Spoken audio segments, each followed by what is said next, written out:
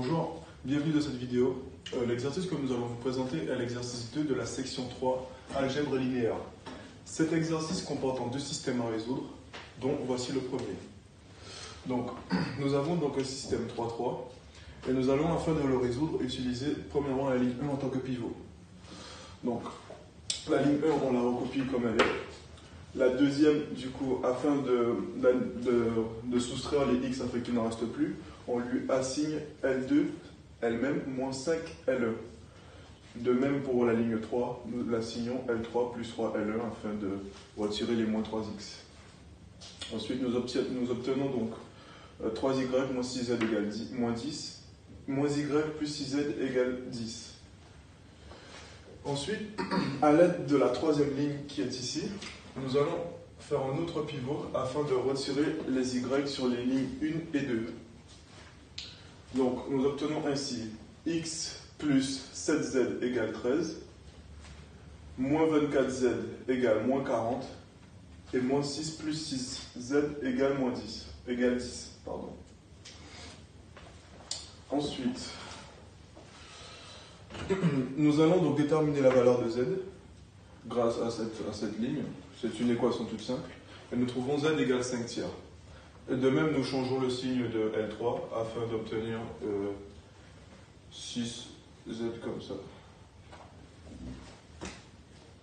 C'est pas 6, c'est y. Y moins 6z égale moins 10, du coup. Maintenant que nous avons la valeur de z, nous allons la substituer dans les lignes 1 et 2 afin de résoudre ces équations à une inconnue. Donc nous obtenons donc x plus 0, parce qu'on a retiré les y, plus 7 fois 5 tiers, la valeur de z, égale 13. Et de même, ici nous obtenons y moins 6 fois 5 tiers égale moins 10. Nous résolvons ces équations et nous trouvons donc x égale 4 tiers, z égale 5 tiers et y égale 0.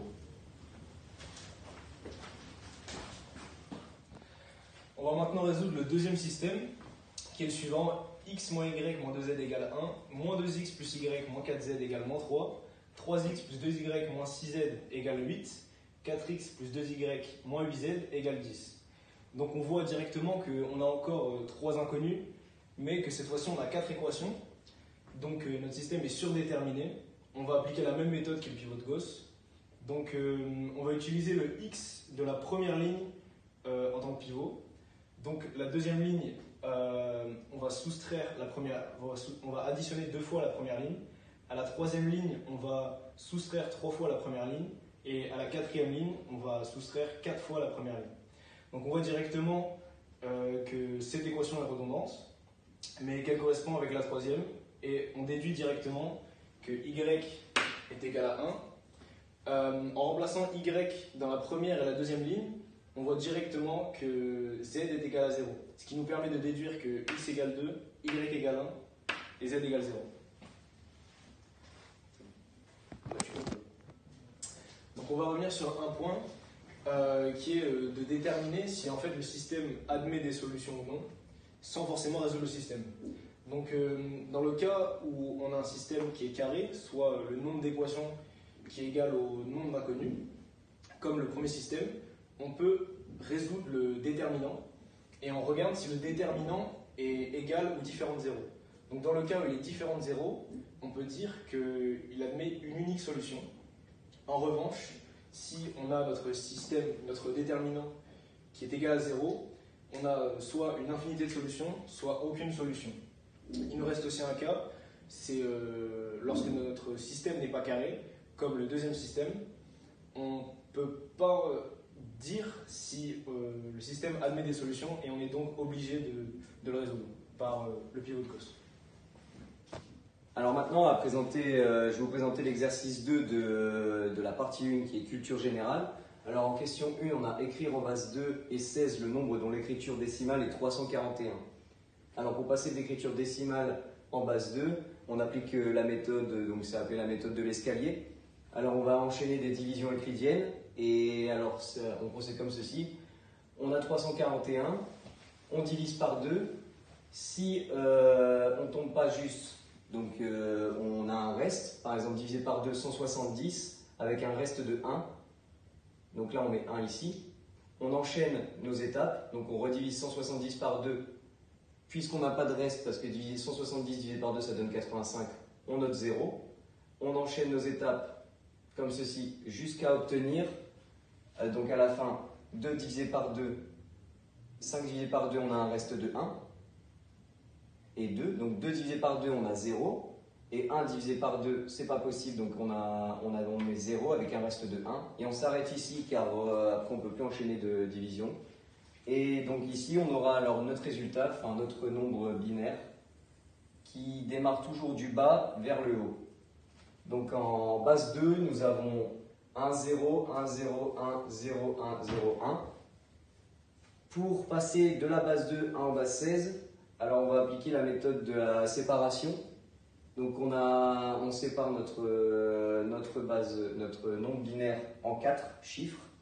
Pourquoi en 4 chiffres? Parce qu'en binaire, on a 2 à la puissance 0, 2 à la puissance 1 ici, 2 à la puissance 2, 2 à la puissance 3, ainsi de suite. Et il faut savoir que 2 à la puissance 4, c'est 16, donc ce qui correspond à la base 16. Donc on peut se permettre de séparer en 4. Alors après, on calcule comme ceci. Donc 2 à la puissance 0, ça nous donne 1. Plus 2 à la puissance 2, ça nous donne 4. Et donc on a notre premier chiffre en binaire, en hexadécimal, pardon, ici. On applique la même méthode pour ces 4 chiffres ici et ce chiffre-là. Et en base 16, on a alors 155 comme résultat. Alors maintenant, on va passer à la question 2. Donc écrire en base 10, en base 2, 8 et 10, le nombre dont l'écriture en base 16 est 7F, 7, 2. Alors en base 10, on fait 2 fois 16 à la puissance 0 parce que ici on a 2, donc 2, on a 16 à la puissance 0, 16 à la puissance 1, 16 à la puissance 2 et 16 à la puissance 3. Donc on va faire 2 fois 16 à la puissance 0, plus 7 fois 16, plus 15. Alors pourquoi 15? F ici correspond à 15 en hexadécimal, parce qu'à partir de 9, 10 ça va être A et ainsi de suite. Donc F c'est 15, donc on fait 15 fois 16 à la puissance 2, plus 7 fois 16 à la puissance 3, ce qui nous donne un résultat de 32 626. Alors pour passer en base 2, on va appliquer ici une autre méthode que l'escalier, on va appliquer la méthode de la soustraction. Alors pourquoi? Parce qu'elle est plus rapide, on va dire, elle est plus efficace ici avec des gros chiffres. Alors du coup, on commence. Alors on va commencer ici à écrire toutes nos puissances jusqu'à la puissance inférieure ou égale à notre chiffre. Alors ici, on a 32 626. Donc celle juste inférieure ou égale, c'est la 2 la puissance 14, qui est 16 384. Alors on va regarder dans 32 626, si 16 384, si on peut soustraire à ce nombre-là, c'est 16 384. Alors la réponse est oui. Alors puisqu'on peut, ici, on met un 1 à la 2 à la puissance 14, on va mettre donc le chiffre 1, et on récupère ce nombre ici, et on va réappliquer la même méthode de la soustraction, mais ainsi de suite, avec la 2 à la puissance 13. Donc on a 16 242, est-ce qu'on peut soustraire 2 à la puissance 13? Oui. Alors on va mettre un 1 ici, et récupérer ce nombre, et ainsi de suite, jusqu'à obtenir 0. Donc 2 moins 2, et donc du coup on a bien 1 et 0 à la fin, parce qu'on ne peut pas mettre 1 dans 0, voilà. Donc ici on a notre chiffre, donc notre nombre binaire. Alors pour passer en base 8, donc comme tout à l'heure avec la base 16 on a séparé en 4, en base 8 on peut séparer en 3. Alors on va séparer en 3 donc 3, 3, 3 jusqu'ici, et on va appliquer la même méthode. 2 à la puissance 1, donc ça fait 2. Ici on a 2 à la puissance, donc on n'a pas de 2 à la puissance 0, mais on a 2 à la puissance 1 plus 2 à la puissance 2, ce qui nous donne 6, et ainsi de suite jusqu'à obtenir donc 77 562. Voilà.